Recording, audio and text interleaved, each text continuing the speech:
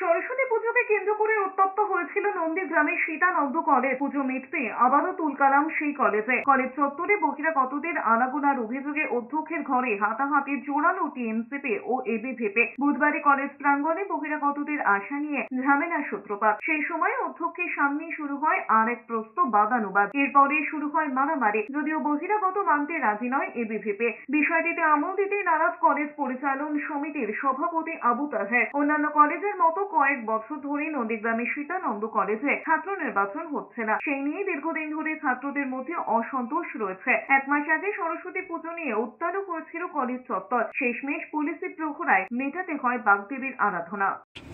তৃণমূল যদি মনে করে তারা এই ক্ষমতা প্রদর্শন করে আগামী দিনে কলেজকে ধরে রাখবে, এটা তাদের সম্পূর্ণ ভুল ধারণা।